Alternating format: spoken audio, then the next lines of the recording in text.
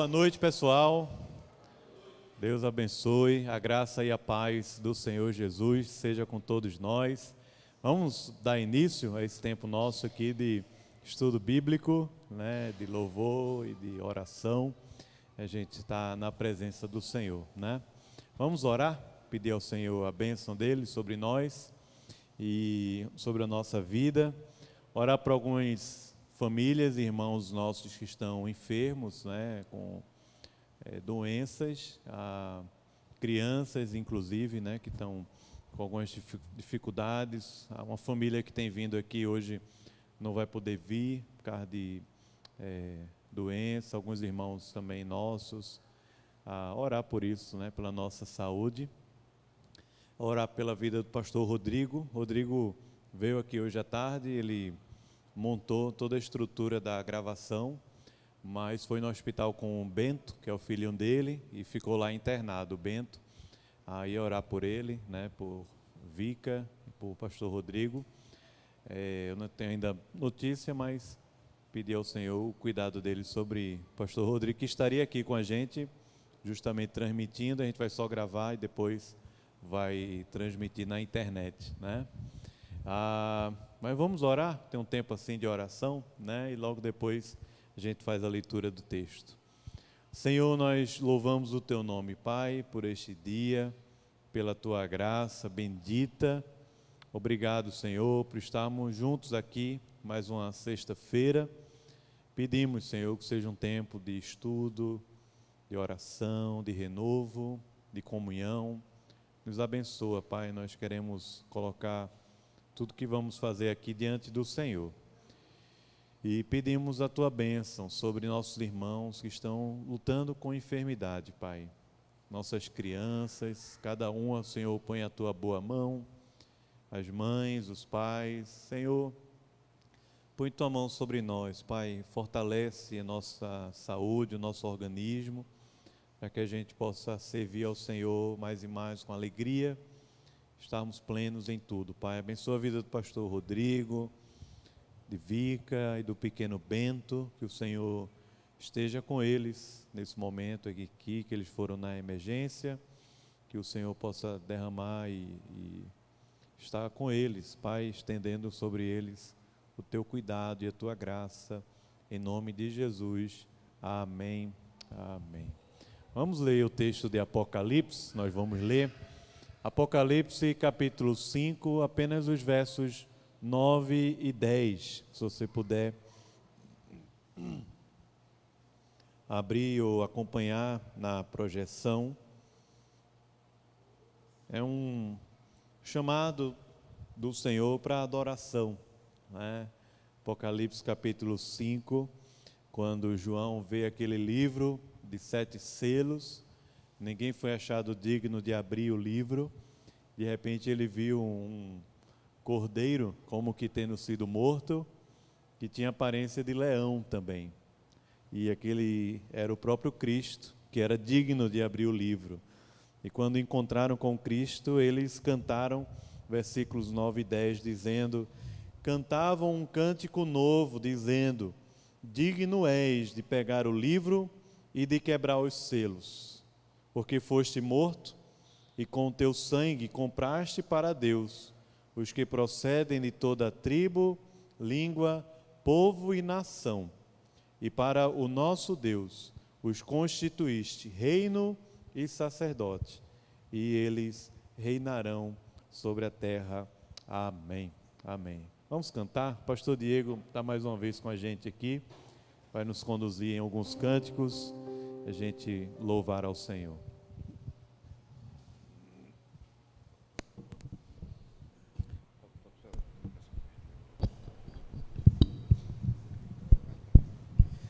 Queridos irmãos, a graça e a paz a todos. Que bom estarmos juntos para louvarmos ao nosso Deus. Vamos ficar em pé, vamos louvar o Senhor, abrir nosso coração e louvar o nosso Deus.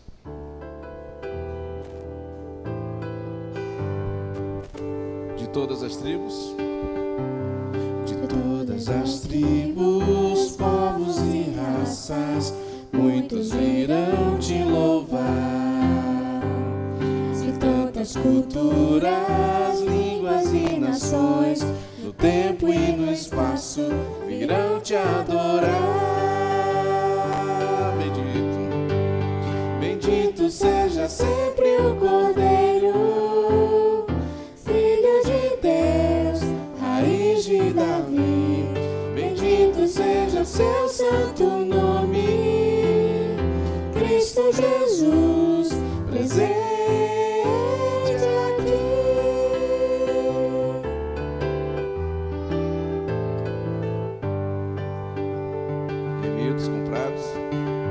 Remidos comprados, grande multidão, muitos virão te louvar.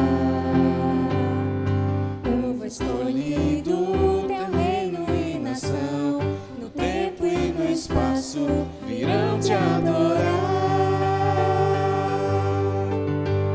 Bendito seja sempre o Cordeiro, Filho de Deus, raiz de Davi.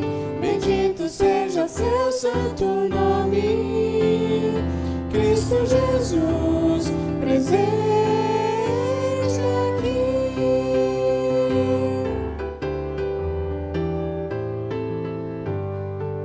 E a nós?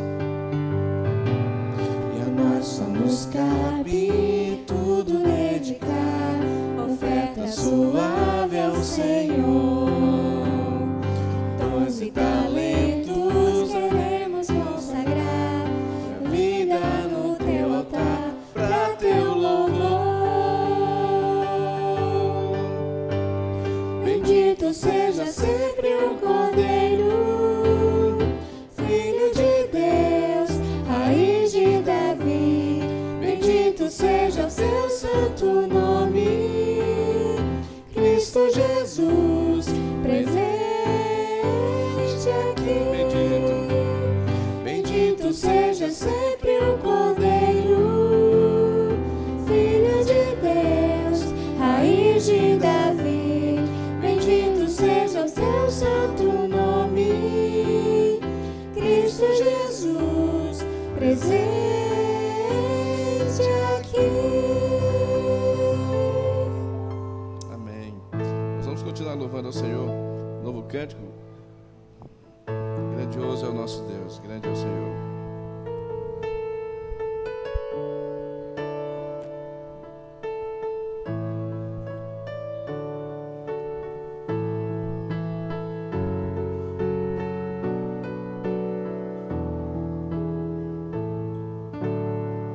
Senhor meu Deus, quando eu maravilhado com teus vejo da sua mão, estrelas mundo e trovões rolando, a proclamar teu nome na amplidão. Canta minha alma então a ti, Senhor. Grandioso és tu, grandioso és tu. Canta minha alma então a ti, Senhor. Grandioso és tu, grandioso és tu. Quando atravesso os bosques e florestas, ouvindo a brisa, pássaros cantar, ou vejo além montanhas altaneiras, o teu poder e glória proclamar. Canta minha alma então a ti, Senhor. Grandioso és tu, grandioso és tu. Canta minha alma então a ti, Senhor. Grandioso és tu, grandioso és tu.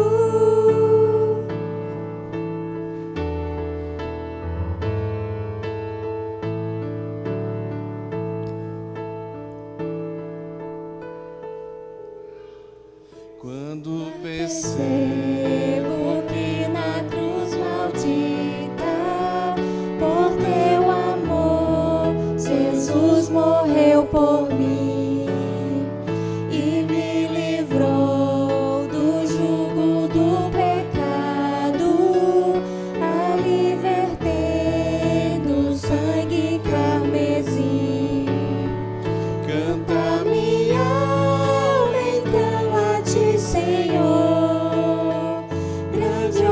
és tu, grandioso és tu.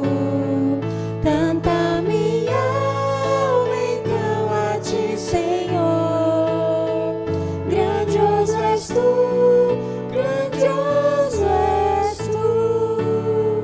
Quando ao final, em Esplendor e glória, Jesus abrir as portas da mansão. Eu hei de estar de joelhos entre os santos, na mais humilde e vera adoração. Então cantar eternamente ali. Grandioso és tu, grandioso és tu. Então cantar eternamente ali. Grandioso és tu, grandioso és tu. Amém. Pode sentar, irmãos.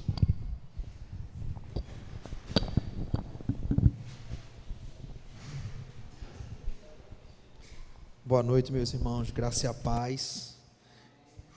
É um privilégio, mais uma vez, a gente se encontrar aqui na sexta-feira, né, para louvar o nome do Senhor, estudar a sua palavra.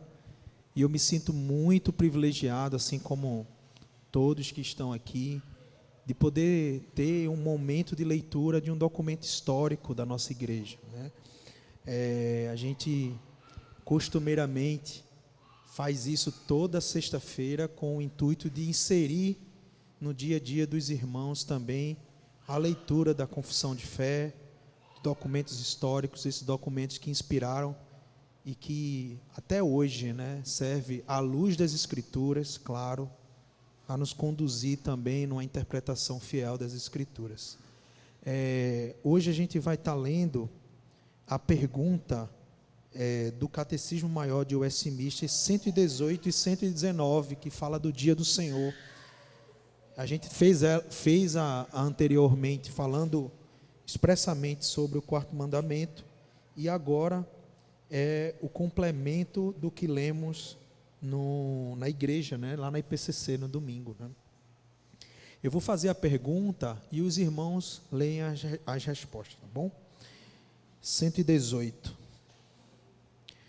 Por que é o mandamento de guardar o sábado, dia do Senhor ou domingo, mas especialmente dirigido aos chefes de família e a outros superiores?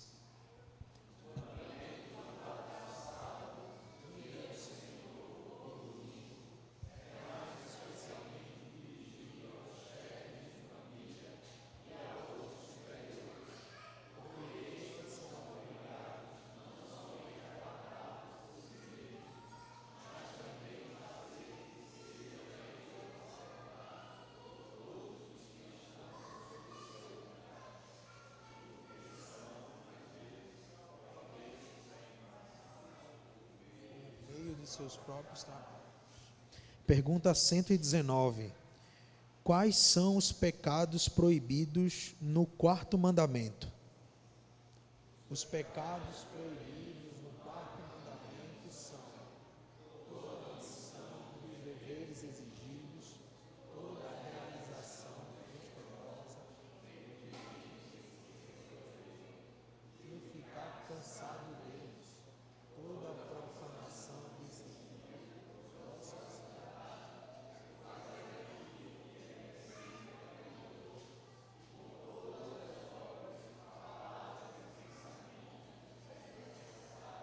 acerca de nossas ocupações e recreios seculares. Amém.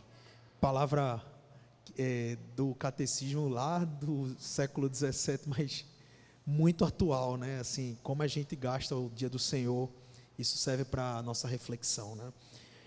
A gente tem o privilégio de estar recebendo o pastor Fúvio hoje, né? Fúvio Leite, da presbiteriana, a Igreja Presbiteriana Redenção, né? Que está se reunindo lá no seminário, e hoje ele vai estar falando sobre a eclesiologia reformada e meios de graça. Até vir aqui.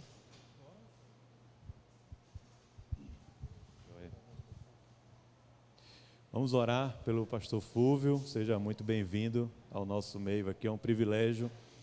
Fúvio é professor aqui também do Agnes, de filosofia, professor do seminário, várias cadeiras, né? Dentre elas, teologia do culto é uma delas, né? Um amigo querido e casado com Leandra, tem 3 filhos e uma bênção, né? Vamos orar por ele, pela família, que esse tempo seja de crescimento para todos nós, né? Que o Senhor nos abençoe.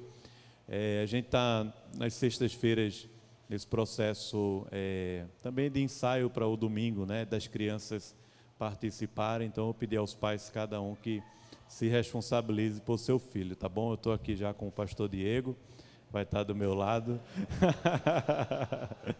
né, para que Fúvio possa não, eu vou cuidar dele aqui. Que bênção. Vamos orar, né? Senhor, obrigado, Pai, pela vida do pastor Fúvio, de Leandra, seus filhos, por ele poder estar essa noite aqui com a gente. Que o Senhor abençoe e use, seja aqui um tempo de crescimento, de aprendizado, de estudo, para a tua glória, em nome de Jesus. Amém. Amém.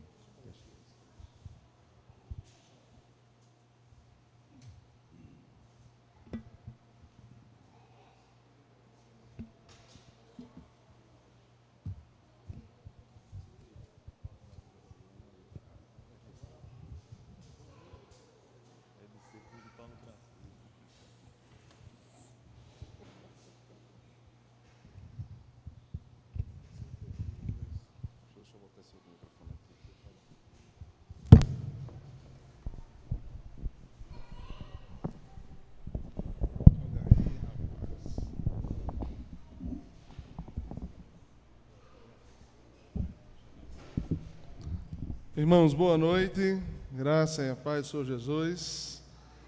Prazer estar com os irmãos. Estive aqui uma sexta-feira, uns 20 dias atrás, lá no Mini Auditório, mas não pude ficar até o fim. Mas a alegria de poder voltar neste mês, né, de essa conferência sobre confessionalidade, aqui com o pastor Daniel, um irmão, amigo querido, alguns irmãos também revendo aqui do grupo, né? Pastor Diego, alunos nossos aqui também do colégio. Então, muito bom estar com vocês, podendo então, nesta noite, participando aí desse momento de aprendizado, de crescimento, né? Sobre um tema tão importante, sobretudo nos nossos dias, né? Nesse momento da igreja contemporânea, com tantos ruídos, né, com tantas verdades sobre culto, sobre igreja, e a gente poder então olhar para a própria Escritura, como foi lido aqui, né, o nosso documento confessional, o nosso catecismo, também ser guiado por ele, né? Nós temos uma herança, né? Nós temos uma herança, e a nossa herança são os nossos documentos confessionais, além de alguns credos que nós adotamos, que nos ajudam, então, a caminhar e a permanecer na verdade das Escrituras. Então, eu quero ler um texto. O texto que eu vou ler para a nossa noite é um texto que vai servir de base aqui, ó. Muito obrigado. Aqui é o Ângelo.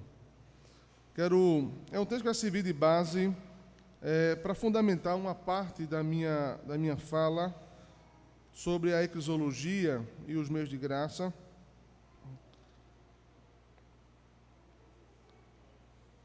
É o Salmo 50. Quero ler com vocês apenas até o verso 6. Até o verso 7, de 1 ao 7. É um salmo de Asaf, é um salmo que fala sobre o culto, é um contexto aqui de adoração, contexto de culto. Diz assim: fala o poderoso, o Senhor Deus, e chama a terra desde o levante até o poente, de Sião, excelência de formosura, resplandece Deus. Vê o nosso Deus e não guarda silêncio, perante ele arde um fogo devorador, ao seu redor esbraveja grande tormenta. Intima os céus lá em cima e a terra para julgar o seu povo. Congregai meus santos, se comigo fizeram aliança por meio de sacrifício. Os céus anunciam a sua justiça, porque é o próprio Deus que julga. Escuta, povo meu, e eu falarei, ó Israel, e eu testemunharei contra ti, eu sou Deus, o teu Deus. Amém. Que Deus nos abençoe, já oramos, né? O pastor Daniel, que ele nos dê a graça que precisamos para a nossa noite. Nosso tema, então, nessa conferência que estamos vivenciando em outubro, um mês assim muito importante, né, para a cristandade, sobretudo protestante, né, 505 anos da Reforma, no próximo 31 de outubro, né, de 1517. Cristologia reformada e os meios de graça, esse é nosso tema, a nossa proposta para hoje à noite. Para falar de eclesiologia reformada, eu vou só dar uma olhadinha lá atrás, não vou ficar, mas para poder lembrar exatamente a estrada que nós estamos caminhando. Eu vou dizer que tudo começou, não estou aqui não deixando de observar os seus antecessores, como Wycliffe, Hus, mas partindo já de Martinho Lutero, que é bem conhecido, né? Nós conhecemos bem, que trabalhamos, né, e que estamos na igreja, a sua importância de concretizar o que nós chamamos de reforma evangélica. Essa reforma nós conhecemos, e um dos pontos que podemos destacar de Martinho Lutero, pelo menos duas coisas foram muito importantes. Primeiro, colocar a Bíblia na sua língua, na língua do povo, quando isso era só feito em latim. Quando ele faz isso, a própria missa também passa a ser feita também na língua do seu povo. E ele resgata também, dentro do seu culto, da missa, né, da realização, os cânticos. E você observa que o legado de Martinho Lutero, ainda que não muito das suas pregações, mas os seus cantos eram muito carregados de Bíblia, eram muito cheios das Escrituras. Era um derramar das Escrituras, o Sinclair Ferguson vai dizer que era um derramar das Escrituras, os cânticos que Martinho Lutero escrevia e que eram entoados. Eu queria lembrar, não sei se vocês já observaram, de que nesse mesmo período de Martinho Lutero, também já se começava uma reforma na Suíça. E esse é Zwinglio. Há pouco tempo, coisa de 3 anos depois, Zwinglio aparece na Suíça e começa então a pregar. E ele começa a crescer e começa a ensinar as Escrituras, a ensinar a Bíblia. E 8 anos depois da reforma consolidada na Alemanha, também é consolidada então na Suíça, porque é o fim da missa papal. Isso é o legado de Zwinglio. Zwinglio, então, quando ele começa a pregar, então, na Suíça, e começa, então, a impor a reforma, ele tem como objetivo diferente de Lutero agora. Ele não vai desconsiderar o que Lutero fez. Ele vê, então, a importância do que acontece na Alemanha, mas ele diz que há uma coisa que deve acontecer, que é a reforma do culto.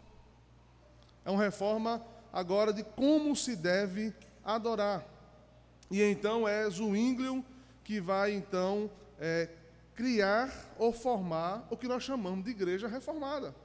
Ele dá então o nome do seu movimento de reformado. Então, a igreja reformada que nós tanto falamos, que a Igreja Presbiteriana do Brasil é herdeira então desse caminho então dos pais reformados, isso nós devemos a Zwinglio. E ele diz que o ponto mais importante seria o culto. Zwinglio, ele tinha uma dificuldade, apesar de ser um bom músico, com música. Diferente de Lutero, que jogou a música dentro da missa, Zwinglio tirou a música de dentro da igreja. Ele dizia que a música trabalha muito as sensações e as emoções, e isso poderia desviar, então, a adoração, que deve ser somente a Deus. Quando ele morre, com 47 anos de idade, em 1531, Quem assume, então, é Calvino. Calvino faz um caminho diferente.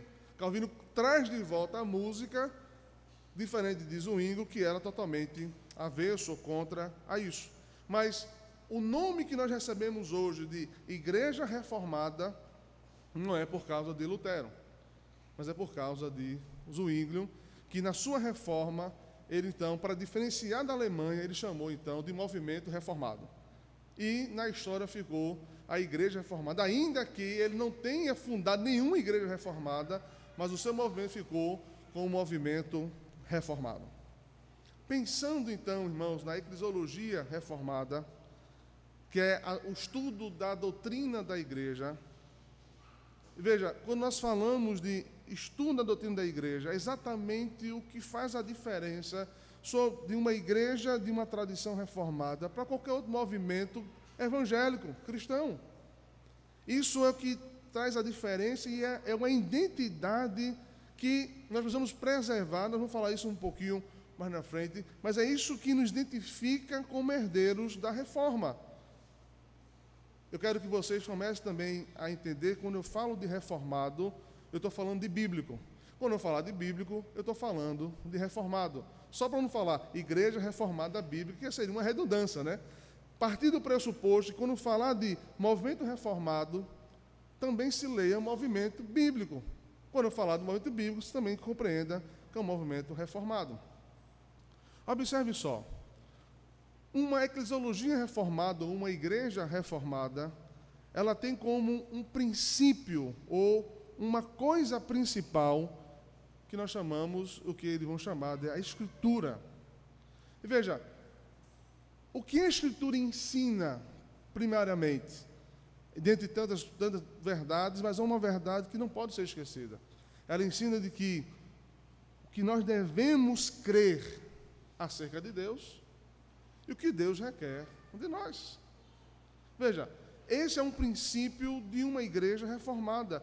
A Escritura, então, leva o homem a crer acerca de Deus, ou seja, no seu caráter, nos seus atributos. Ou seja, eu preciso crer, saber quem é Deus, na sua essência, nos seus atributos, naquilo que foi revelado.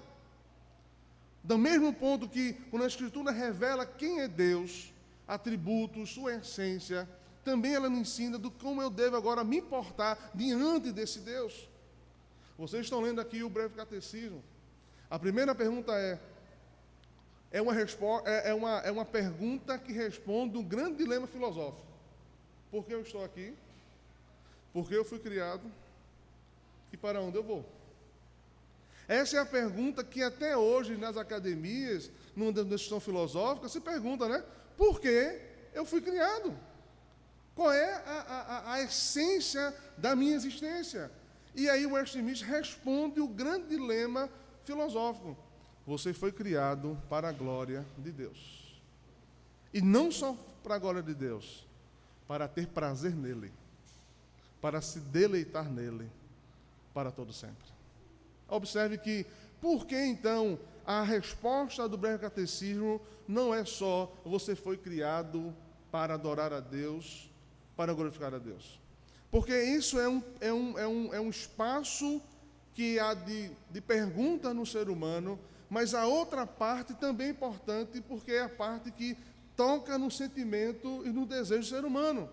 Ele diz assim: você foi criado para Deus, para adorar a Deus, mas para ter prazer nele, se deleite nele, ame ao seu Deus, tenha prazer eternamente no seu Criador e no seu Senhor.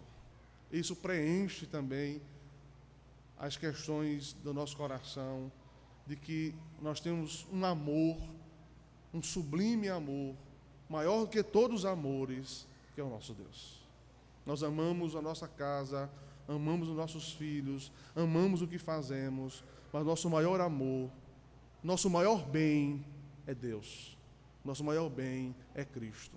Nele está o meu prazer, nele está toda a minha compreensão de existência. Ele é, de fato, por aquilo que eu vivo e existo. Ele é a minha identidade, Ele é o meu deleite, é o meu Senhor. Por isso essa pergunta é muito importante.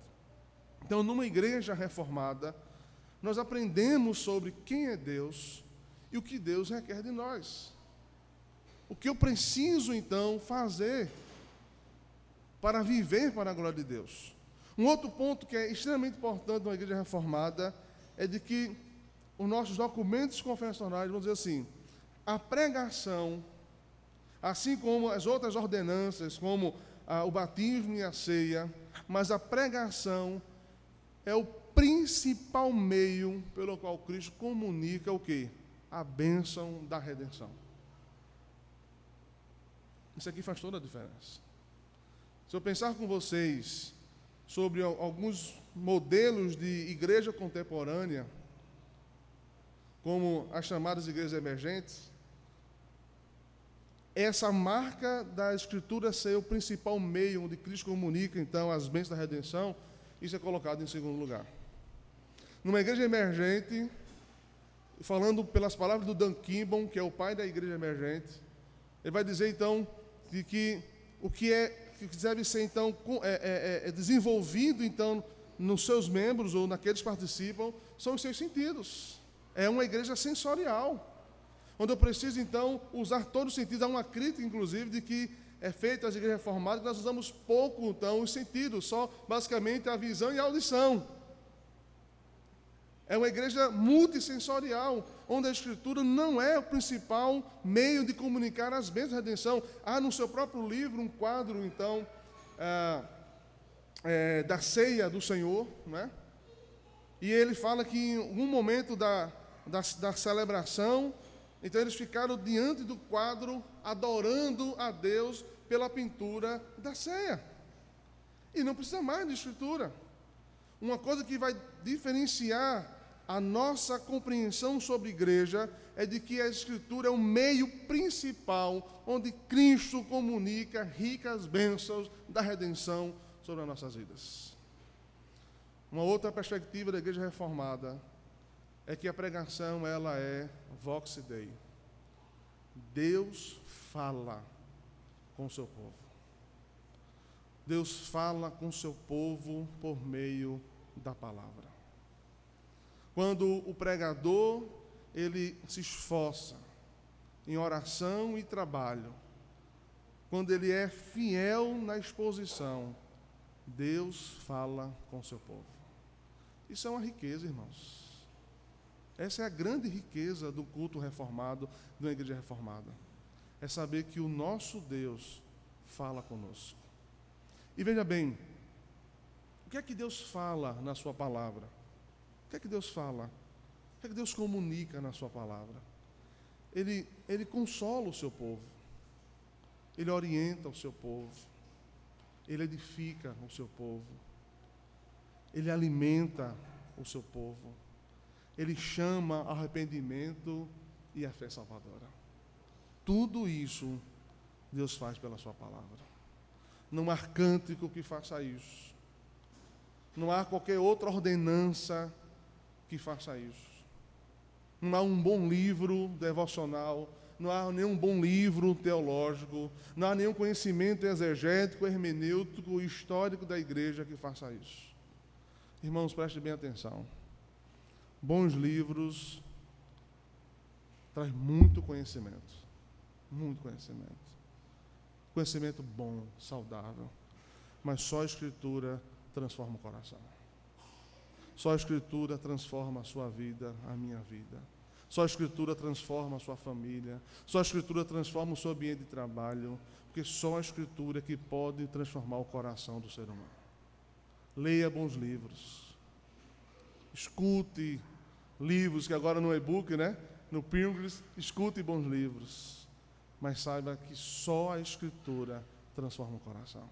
Esse é um ponto enfático da eclesiologia reformada. Essa ênfase em especial na pregação. É por isso que nós somos conhecidos por alguns outros grupos cristãos, assim, olha, eles são da palavra. Eu tive uma experiência, tenho tido algumas experiências de pregar também em alguns grupos, e até em grupos conhecidos aqui em Recife, grandes, E eles dizem assim: olha, nós admiramos vocês porque vocês pregam diferente. Vocês são da palavra, né? Então, isso é uma bênção. Eu tenho falado isso também lá na igreja. Olha, você tem um privilégio de ouvir dominicalmente uma palavra ensinada com fidelidade, com temor a Deus. Deus falando com o seu povo. É o meio principal onde Deus abençoa a sua igreja, comunica todas as bênçãos do pacto, todas as bênçãos da redenção. E observe, irmãos, isso não é só um conceito confessional. A razão que Deus escolheu nos revelar pela palavra e pela palavra está muito claro no Evangelho de João, no primeiro capítulo e no versículo 1. No princípio era a palavra. Ele não só se revelou como palavra, mas pela própria palavra, porque Ele mesmo se encarnou, e Cristo é a palavra de Deus. Da mesma forma, se você lembrar, 2 Timóteo 3,16, ele diz assim: toda a Escritura é inspirada. Toda a Escritura da antiga aliança e da nova aliança é inspirada. Ora, e ela serve para quê? Responde: útil para o ensino, para a repreensão, para a correção, para a educação na justiça. Calvino vai dizer assim: olha, Deus nos deu a sua palavra para educar a igreja. Deus nos deu a sua palavra para educar a igreja, porque a palavra educa a igreja, ela é útil para o nosso ensino, para a nossa repreensão, para a nossa educação. Uma igreja reformada, irmãos. Às vezes eu brincando com alguns colegas ou conversando com os seminaristas, ele fala assim: você é muito bom de confissão de fé, mas eu quero ver o seu culto. Aprenda uma coisa nessa noite: uma igreja, ela é reformada não porque ela lê artigos reformados, documentos reformados, não porque o seu pastor diz que é reformado. Uma igreja é reformada porque o seu culto, então, expressa aquilo que cremos acerca de Deus. Uma igreja reformada, ela é vista no seu culto, na sua adoração, como o povo é conduzido, como a pregação ela é central ou não, onde Deus é central. A diferença de uma igreja reformada está na sua adoração, no seu culto. Irmãos, não se preocupe se existem outras igrejas que oferecem outras coisas, não se preocupe. Eu tenho falado, nada tenho para oferecer na redenção, a não ser uma pregação da palavra. Isso basta. Isso basta. Nós temos pouquíssimos cânticos, uma liturgia enxuta, a leitura confessional, uma leitura continuada das Escrituras e pregação. Nós não temos um grande grupo de louvor que passa 1 hora cantando. Nós não temos nenhum teatro na igreja. Nós não temos nenhuma luz acendendo e apagando. Nós temos apenas Cristo e a sua palavra. E nós entendemos que esse é o maior bem que precisamos para os nossos filhos que estão aí correndo, para os meus filhos, para os filhos dos filhos. O legado que devemos deixar é o conhecimento e o ensino das Escrituras. E isso é uma igreja reformada. Uma igreja reformada, irmãos, é uma igreja muito simples. Uma igreja reformada se reúne em qualquer lugar. Basta um ministro ordenado e uma Bíblia, o povo, e o culto já acontece e a palavra é ensinada. Observe, irmãos, de que essa é a grande diferença. Na igreja reformada, toda a parte do seu culto é adoração. Não tem aquele momento assim, agora vamos adorar. O louvor, os cânticos não é a adoração. Todas as partes do culto é adoração. Desde que nós chegamos na igreja, diria, desde que eu saio da igreja me preparando, de casa me preparando para ir para a igreja, quando eu chego para orar, quando eu começo a leitura bíblica, quando eu oro, quando eu canto, quando eu prego, tudo é adoração. Não há um momento que agora a igreja vai adorar. Não existe isso. Na igreja reformada, todo o seu culto, todas as partes do seu culto é adoração. Quando eu canto, eu estou adorando. Quando eu oro, eu estou adorando. Quando eu leio a Escritura, eu estou adorando. Quando eu estou na comunhão dos santos, eu estou adorando. Tudo é adoração. A liturgia de uma igreja reformada, ela é simples, ela reflete as Escrituras e também os nossos credos confessionais. Nós somos uma igreja presbiteriana. E eu quero dizer uma coisa muito importante para mim e para vocês. Não queira e não espere cultuar como os carismáticos, como os anglicanos, como os pentecostais. Uma igreja presbiteriana precisa ser reconhecida pela sua identidade, de servir a Deus com simplicidade, tendo Cristo como centralidade da vida e do culto.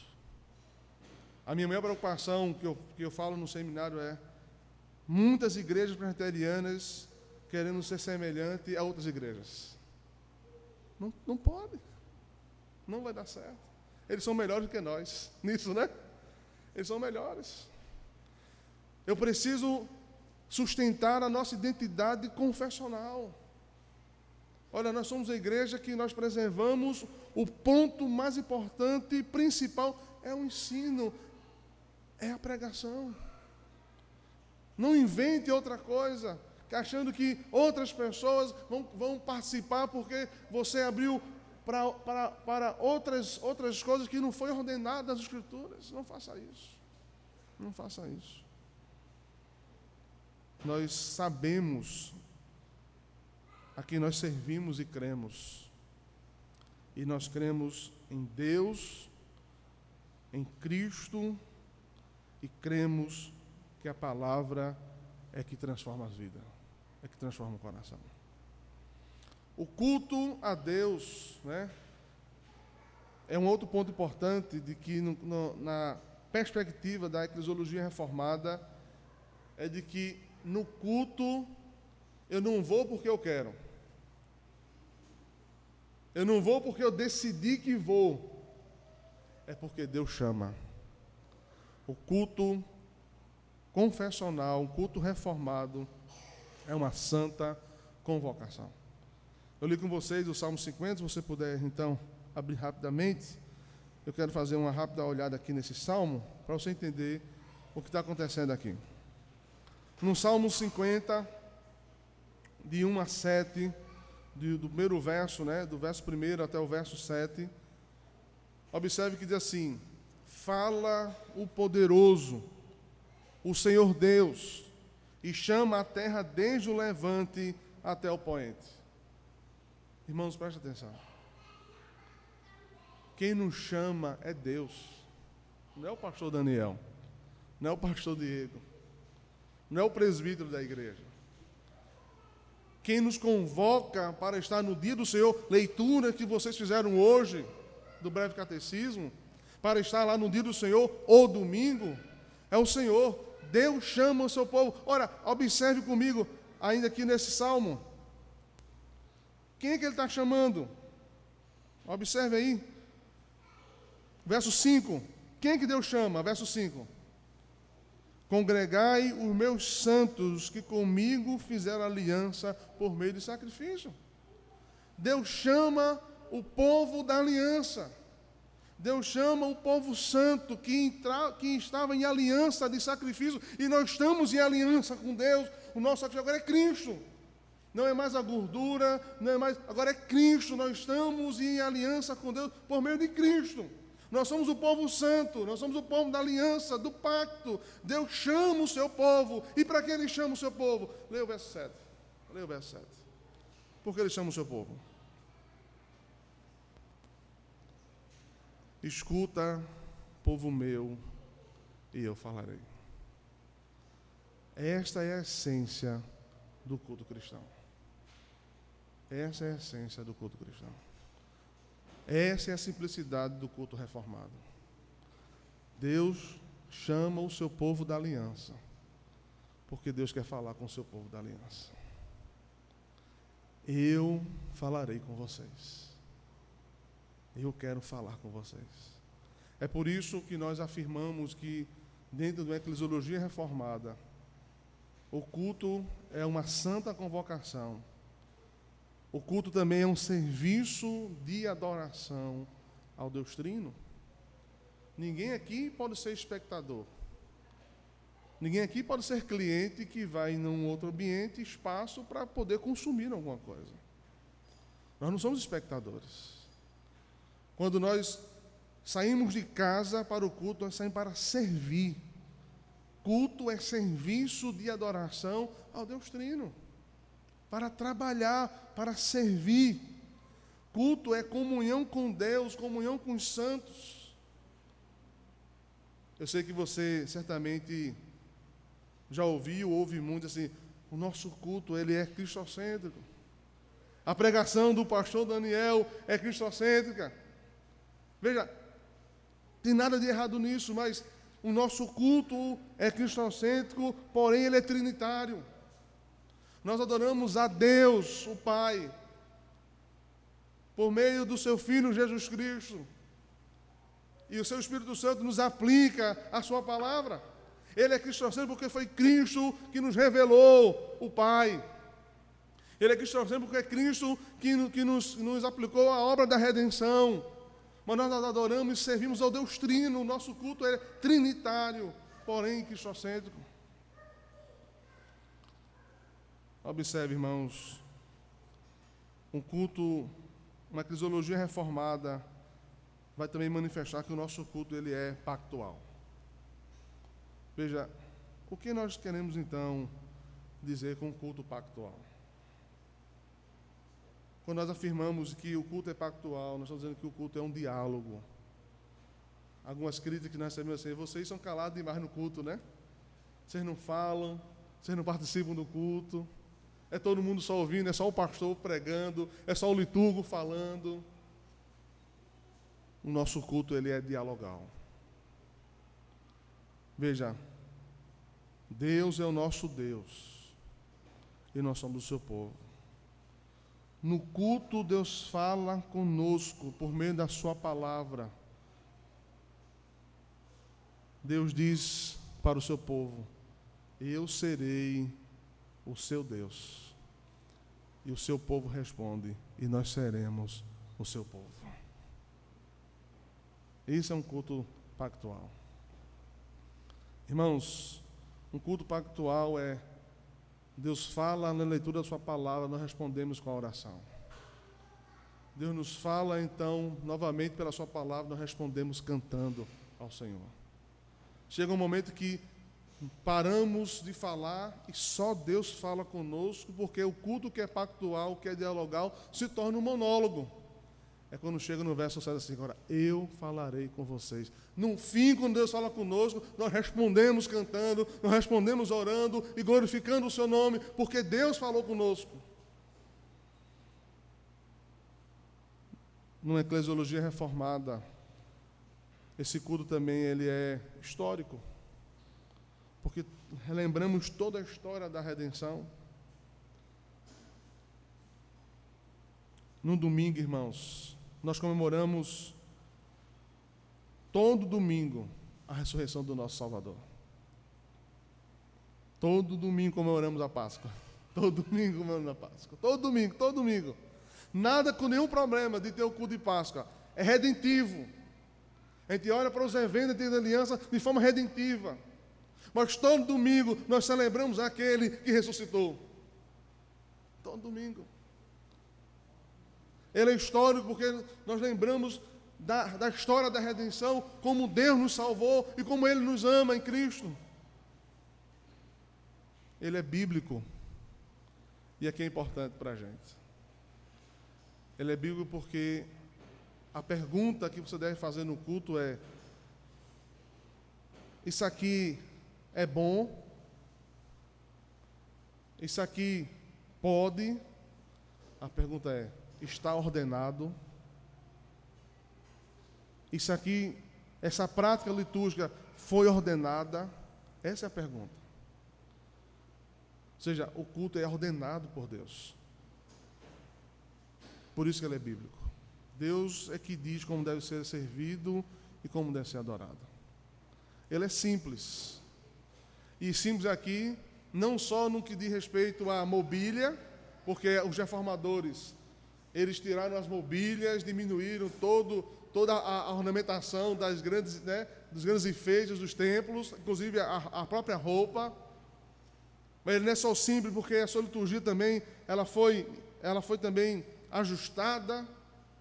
Ela é simples também porque o aspecto que nós compreendemos também é que ela é um aspecto de que ela também é móvel. Nós podemos adorar o Senhor em qualquer lugar. Uma igreja reformada não precisa de um templo para adorar o Senhor. Esta reunião aqui poderia ter sido feita aqui debaixo do pé de árvore, na quadra, na rua. Ela é simples porque ela tem mobilidade.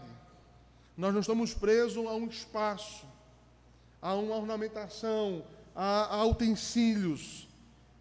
Ela é portátil. E como conversava com o pastor Daniel essa semana, é alegre, né, pastor Daniel? É alegre porque nós temos a alegria do Espírito de Deus, que Ele mesmo colocou no nosso coração, e de sermos filhos do Senhor.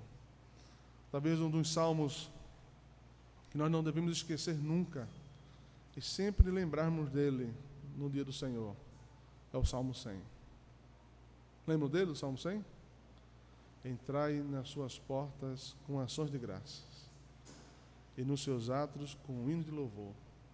Rendei-lhe graças e bendizei-lhe o nome. Sabei que o Senhor é Deus. Foi Ele quem nos fez. E dele somos. Somos o seu povo, rebanho do seu pastoreio. O salmista diz assim: ouve Israel. Ouve Israel. Quem livrou vocês da terra do Egito e da casa de servidão? Quem fez prodígio quando você estava no deserto, com frio, com fome, com calor? Quem fez vocês passarem de pé enxuto, então, pelo mar vermelho? Foi o Senhor. Ele diz assim: lembra, Israel, nós pertencemos a Ele, somente a Ele. Nós somos rebanho, ovelhas de Deus. Estamos dizendo assim: abandonem todos os deuses. Aí ele diz assim: depois que você sabe quem é Deus, que você agora sabe que o Senhor é o nosso Deus, que nós somos dele, assim: entrai nas suas portas com ações de graças, e nos seus átrios com hino de louvor. Rendei-lhe graças e bendizei-lhe o nome, porque o Senhor é bom. Aí ele lembra: o Senhor é bom e a sua misericórdia dura para sempre. Irmãos, essa é a beleza do culto reformado, de uma eclesiologia reformada. Eu queria então, eu não vou me demorar muito mais, só queria então fechar lembrando de uma sessão que vocês estudaram, mas só quero fazer um zoom nessa sessão e finalizar. Capítulo 21 da Confissão de Fé do Extremista, do culto ao Senhor, sessão sexta. Que se você pudesse abrir no seu celular e acompanhar. Eu quero fazer aqui apenas 4 apontamentos. Importantíssimo, e eu vou fechar a minha fala aqui. Você pode procurar aí no Google ou já no seu PDF. Capítulo 21 do culto religioso, a sessão sexta.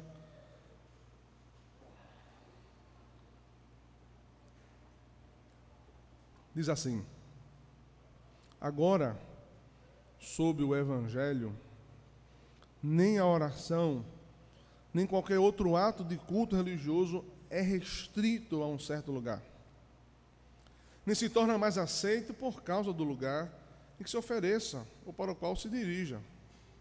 Mas Deus deve ser adorado em todo lugar, em espírito e em verdade. Agora observe: em família, diariamente, em secreto, estando cada um sozinho, como também mais solenemente na Assembleia Pública, que não devem ser descuidosas e nem voluntariamente desprezadas e nem abandonadas, sempre que Deus, pela sua providência, proporcionar ocasião.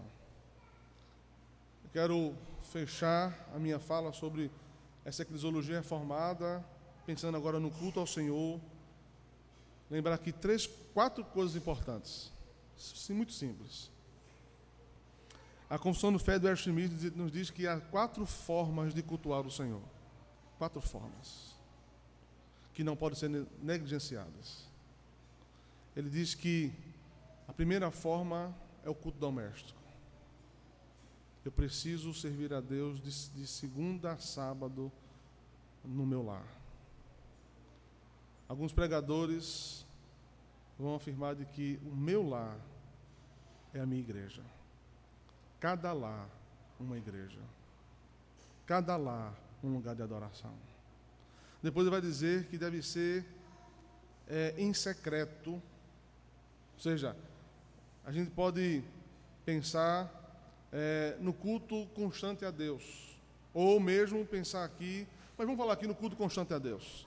A compreensão de Colossenses 3,17, de que tudo que eu faço, seja em palavra, seja em ação, eu faço em nome do Senhor Jesus Cristo para a glória de Deus.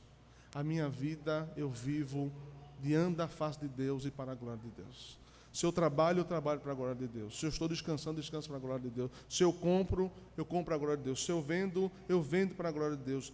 Se eu estou conversando com amigos, se eu estou me relacionando com pessoas, se eu estou em qualquer lugar, toda a minha ação eu faço em nome de Jesus, porque é a minha vida diante da face de Deus e para a glória de Deus. Ele diz também, lembrando Mateus, cada um estando sozinho, entra no seu quarto, fecha a sua porta e busca o teu Pai que está em secreto. É o que nós chamamos da vida devocional. A vida devocional não mistura a vida devocional com o culto doméstico. O culto doméstico é uma coisa. É você, sua esposa, seus filhos. O culto, a devocional é você e você com Deus. A sua esposa, você e também ensina os seus filhos também a viverem isso em casa. E aí ele diz assim: e mais solenemente, na Assembleia Pública. Eu quero só fazer um arremate aqui, irmãos. Se eu sou negligente com o culto doméstico, se eu não vivo a minha vida para a glória de Deus, se eu não tenho uma vida devocional em dia, que prazer eu vou ter de estar na casa do Senhor, no dia do Senhor, para ver o Senhor falar comigo e para adorar o Senhor. Ser reformado, irmãos, não é ler livros reformados. Ser confessional não é decorar os símbolos de fé da igreja. Ser confessional e reformado não é ser membro de uma igreja reformada e confessional.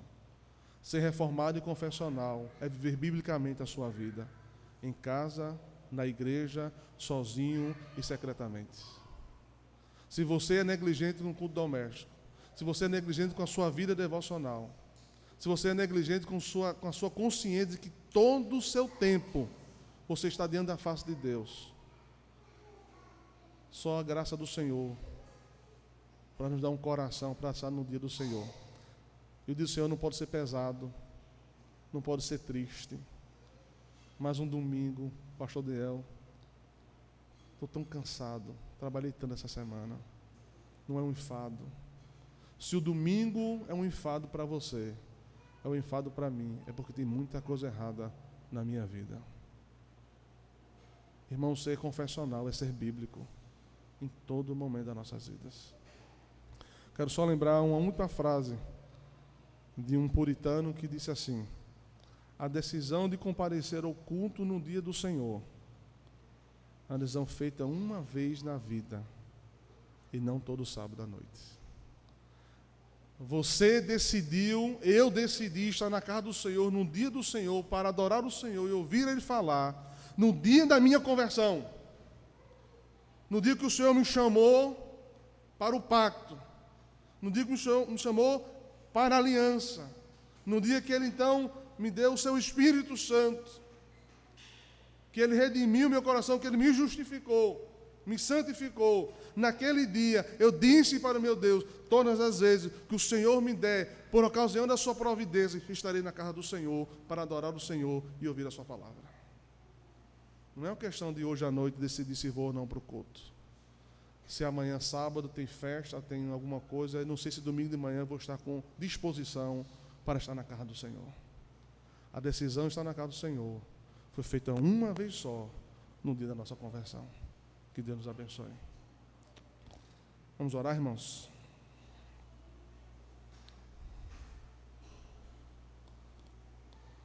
Senhor Deus, muito obrigado por nossa noite, esse tempo de estudo da Tua Palavra, da nossa tradição. Que o Senhor nos ajude.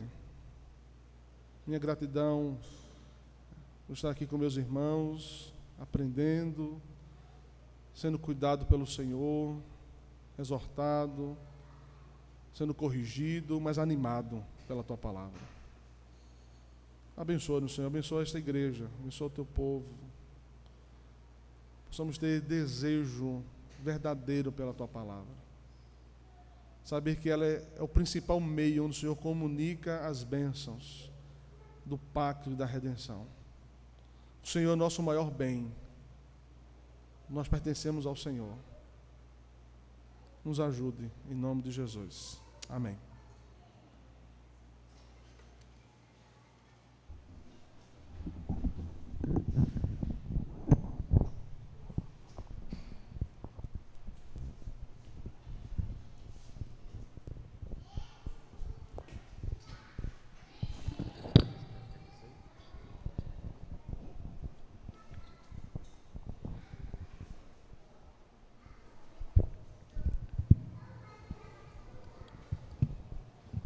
Vamos ficar em pé para a gente louvar o Senhor.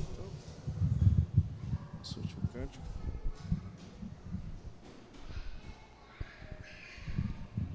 A Deus que é grandioso, que merece toda adoração.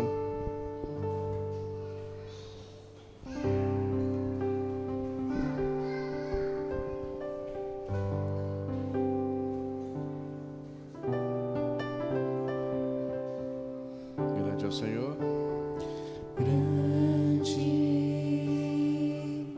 É o Senhor e muito digno de louvor. Na cidade do nosso Deus, teu santo monte, alegria de toda a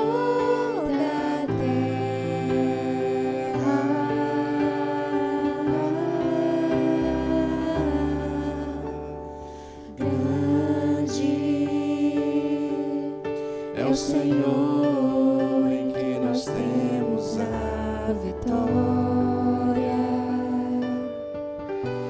que nos ajuda contra o inimigo. Por isso diante dele nos prostramos.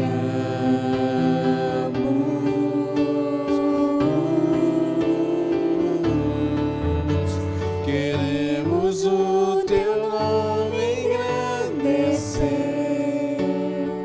engrandecer e agradecer-te por tua obra em nossas vidas. Confiamos em teu infinito amor, pois só tu és o Deus eterno,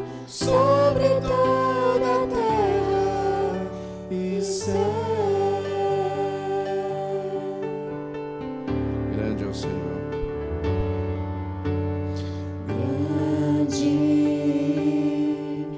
É o Senhor e muito digno de louvor.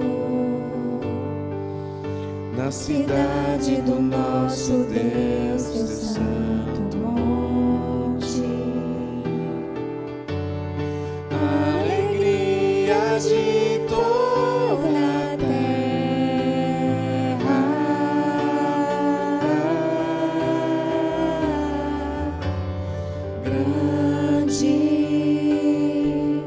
É o Senhor em quem nós temos a vitória, que nos ajuda contra o inimigo. Por isso diante dele nos prostramos.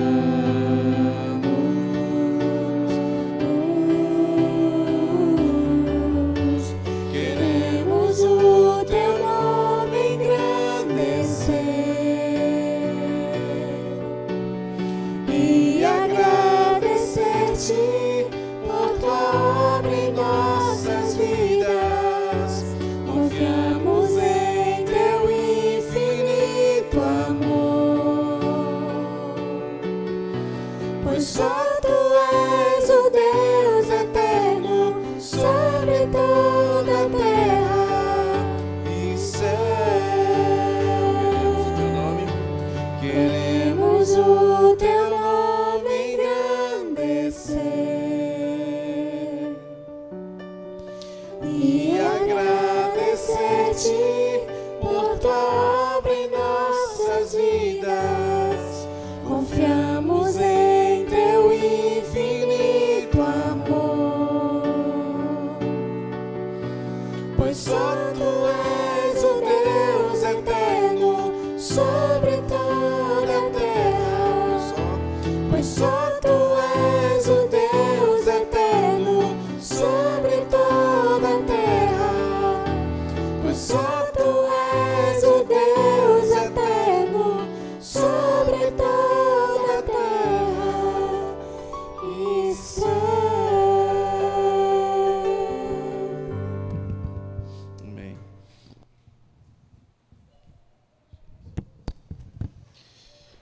Amém, meus irmãos. Que tempo tão maravilhoso, né? Tão abençoado que a gente teve aqui. Deus abençoe e conduza a gente na sua graça, na sua presença. Obrigado, pastor Fúvio. Foi uma bênção, viu? Bênção demais. Louvado seja Deus. A gente está projetando aqui nosso projeto, foi construído coletivamente, né, pelo grupo da plantação. É só você colocar o seu celular em modo de câmera e aí você consegue o link, pode ter acesso aí para poder conhecer o projeto da gente, né? Na próxima sexta-feira nós teremos o pastor Alain René aqui com a gente. Ele vem para a conferência de fé reformada que vai ser lá na primeira igreja presbiteriana do Recife. E na sexta-feira à noite, ele não vai falar lá, vai estar aqui com a gente falando, né? Então, vocês estão convidados, ele vai falar sobre a teologia do púlpito, a teologia do pacto e a nossa confessionalidade. Vai ser um tempo assim muito bom também, tá bom? Domingo a gente está junto lá na IPCC, 9 da manhã, 18h30. Vocês também estão convidados. Próximo domingo, pela manhã, eu vou pregar no Salmo 36, se o Senhor assim permitir. Os irmãos são todos convidados, tá bom? Vamos orar mais uma vez para a gente terminar o nosso tempo aqui, ter o nosso tempo ali de comunhão, né? Conversar e estar junto na presença do Senhor. Pai, muito obrigado por esse tempo de estudo. Obrigado, Senhor, pela condução que o Senhor nos deu, pelos aprendizados, Senhor. Muito obrigado, Pai, pela vida do pastor Fúvio, por esse tempo que o Senhor nos deu junto aqui. A gente quer te agradecer, te pedir a tua bênção, Senhor, sobre nós, sobre a nossa família, sobre o nosso retorno para os nossos lares, como também, Senhor, sobre o culto ao Senhor que prestaremos no próximo domingo, Pai. Que o Senhor prepare o nosso coração, que a gente possa estar ali comunitariamente louvando ao Senhor, esse dia tão especial. Em nome de Jesus, Senhor. Amém.